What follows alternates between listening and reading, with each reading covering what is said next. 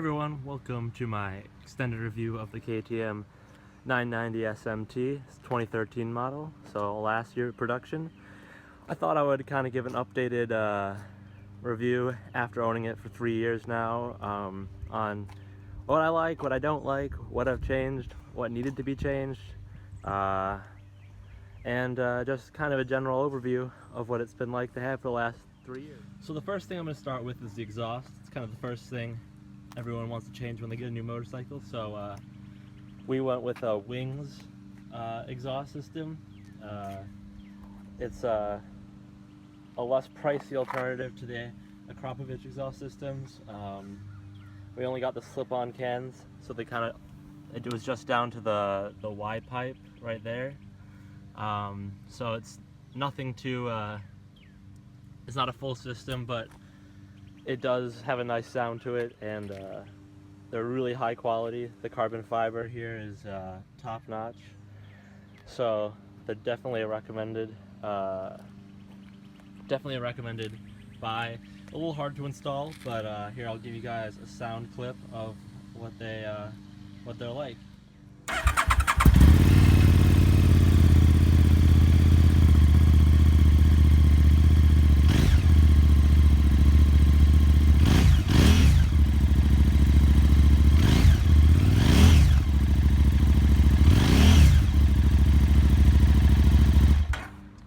So the camera really doesn't do the exhaust justice. It's a really nice, deep, rumbly noise. I mean, it's not as nice as it probably would be with a full exhaust system, and I think the baffles are still in it.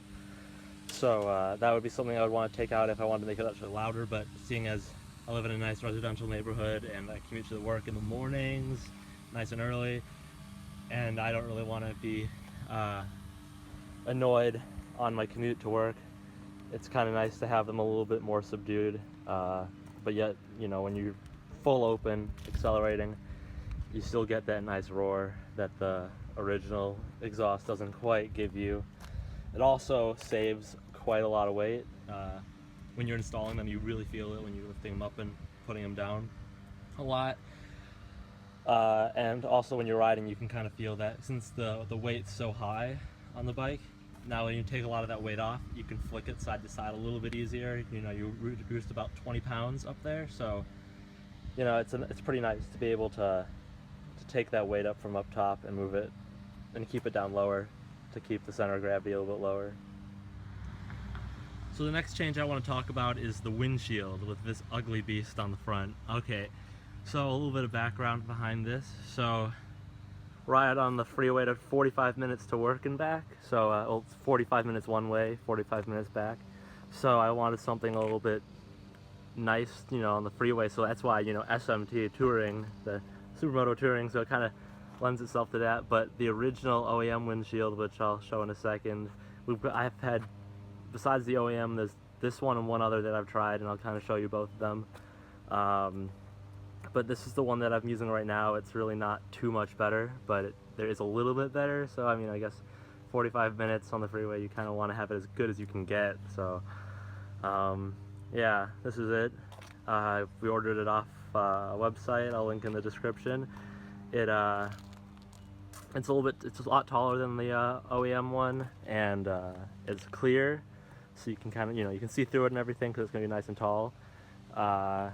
The issue with the original stock one is that it doesn't really throw the air over your head too well, and this one does. But then with the other one that I'll show you that we got, I think it was a Puig Racing screen, it threw the air over your head, but it made a lot of other wind noise, and that's what these kind of like cutouts right here do. The people that design it are actually like aerodynamics people out in California, so it's to reduce the kind of the vortexes coming off, and a lot of air that comes off the bottom here, and then it gets caught behind the windshield and like just buffets your head a little bit. So that's to reduce that, and it works enough, but I feel like there was a design flaw with the bike where there was a lot of wind noise anyway, so it's trying to solve a problem that can't be solved too much. So yeah, I mean, that's one of the other big complaints, is that it's a little bit noisy, wind noise wise, on the freeway, but this screen tends to do the job. So this one is the factory windscreen. It's the kind of smoked one, and it was pretty good. It looks a lot better on the bike than the other ones. And then this is the second screen that we got, which is the Poog or Poog, however you prefer to say it, racing screen, which is literally just the it's just this one, but just a little bit taller. Like if I take this one and put it on top, like it's the same, like the same thing. So it's kind of nice because it looks and it fits and it just is the same as the factory basically, but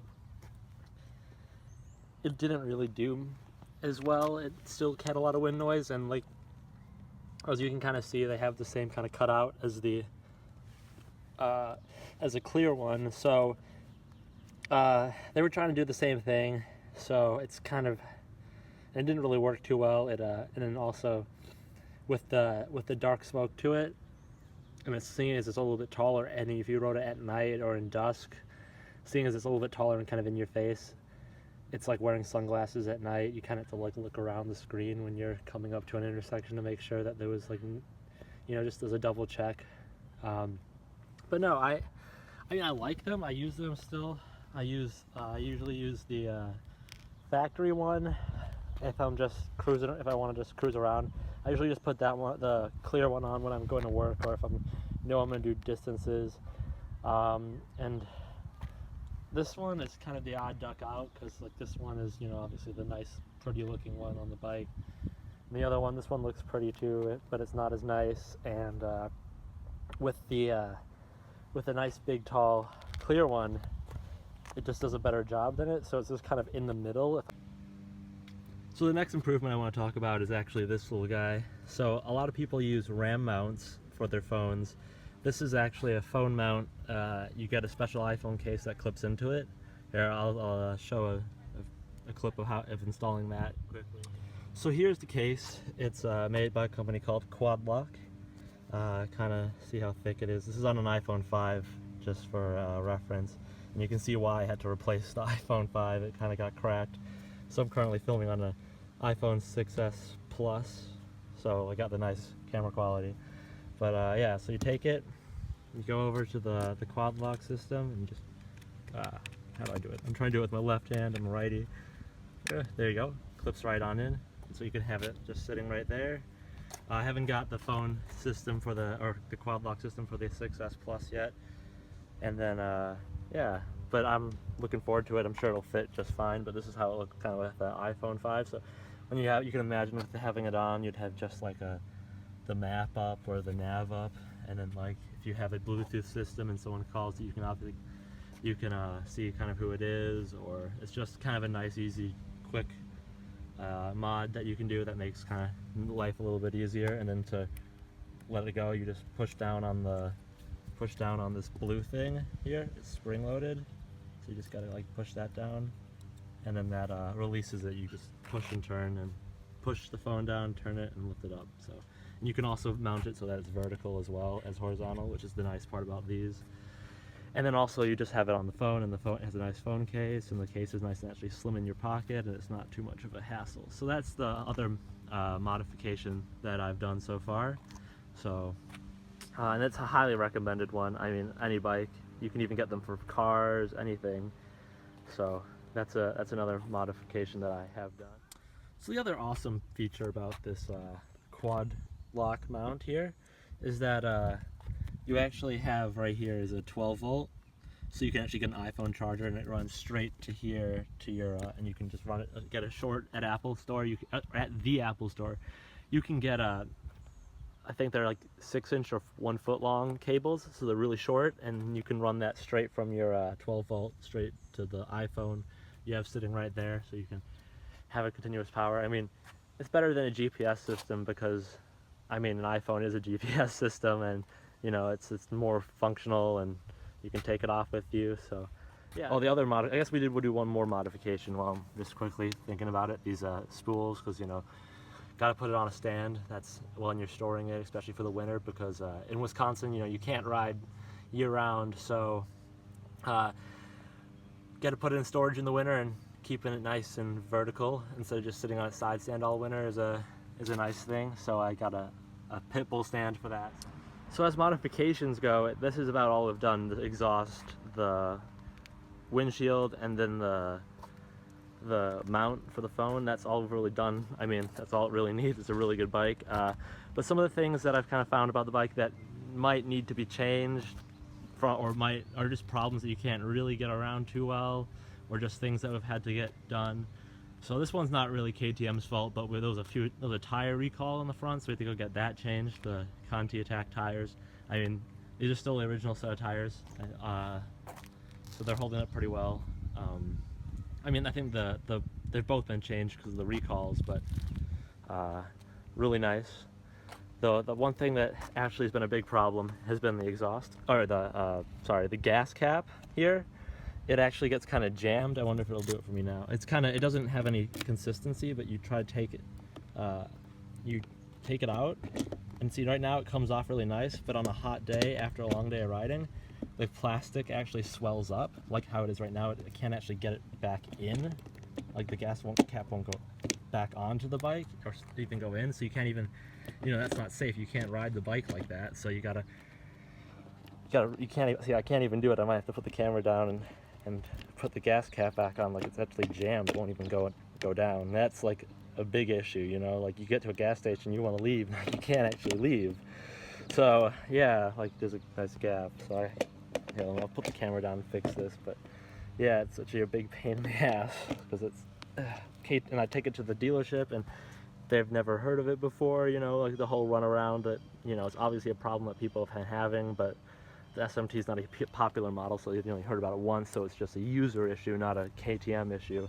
And then it's just a huge pain in the ass because it's the last year they made them, so obviously there's not, a new gas cap next year that solves this problem. It's just something we've either got to shave off some plastic from it swelling up due to the heat and due to the gas fumes that are kind of soaked in. Just that's just one really annoying feature that's kind of come up with the bike. So this is what I mean by having to file it down. See on this like red area, you've got all the chips and stuff that I had to use to file it. It's a really heavy duty plastic, so it's kind of a pain in the butt to mess with, but you can even see when I look here, you see how like the bottom red part's wider than the top red part. That's the issue. So I got to keep working on that. That is a pain in the dick. So yeah, that's the issue. So a little bit closer up. Other than that, I've never had a problem with the bike so far. The Brembo brakes are really good, really stopping it. The engine's magnificent. The suspension's magnificent. Like the whole bike is just perfect. The only thing I would change, I wouldn't change the tires because they're a really good compromise between the sport and the touring. But one thing that I am thinking about changing is the full exhaust. I want to get a full exhaust system. That's something I really want to look into. And then also I really want to try finding a better windshield. That thing is nasty. I mean, it just looks like someone put Tupperware on the front of the bike, which is not at all what I like. And then also I want to get some braided lines. These are braided in a sense. These are kind of nice when braided, but I like the exposed silver or metallic-y finish to them. Sorry, I wasn't pointing the camera at it. But these look, they're fine. They're braided underneath the plastic there, but I like the exposed braided in for like, it's pretty cheap to fix, or not to fix, but to get new ones. And yeah, there isn't really much you can really change with this bike. It came with, the best suspension that they had. It came with the lightweight Marcassini wheels that were top of the line. It came with a top of the line Brembo system. You can always change for more aggressive pads, but it's not worth it. It got ABS, so that's something you don't need to change. So this is the KTM with all its luggage on it. We got 2 side bags came with the bike, and then the top bag was an optional extra that just kind of clips into the frame, and then it has another strap that just goes around the headstock there. But they're both really good, and then also it has the a little port on the front, so you could put your power straight into it, and maybe if you wanted to put like an iPad up here or just a map, and maybe put your phone in there for waterproofing if it's raining. Yeah, it's a kind of makes it a nice touring machine with the big windscreen. Kind of puts the T in the SMT. So these bags are actually quite spacious. You can't really fit a laptop or anything in them because of their odd shape, but you can actually fit quite a lot, probably a few days worth of clothes, so a good weekend adventure. And then up here you've got probably enough space for, as I said, an iPad. But no, it's pretty good. I mean, anything bigger you could probably, we don't have a top box, but you'd probably just throw a backpack on and it would just sit on that seat behind you. So pretty good for anything less than a few thousand miles.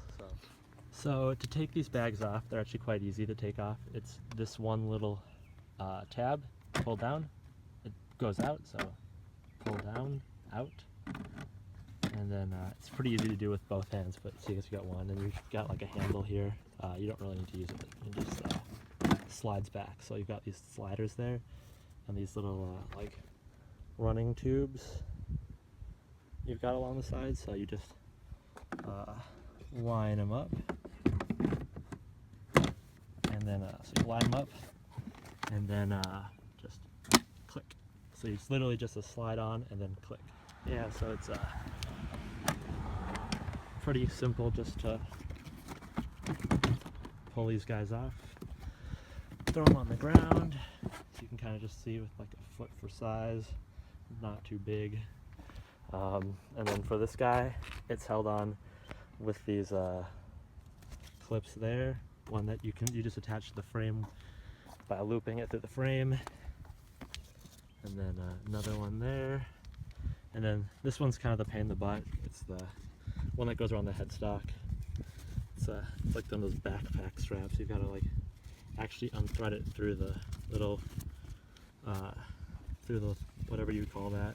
And you pull it through and it goes down underneath the headstock. Comes back up, and once you do that, you can just pull it off. But the good thing about this one is that it fits around the gas cap, so you can just, you don't have to take it off when you do it. Otherwise, if you do want to take, if you don't have enough clearance, there's a zip. There's a zip around the bottom here. You unzip it and you can pull it back. If I show that quickly.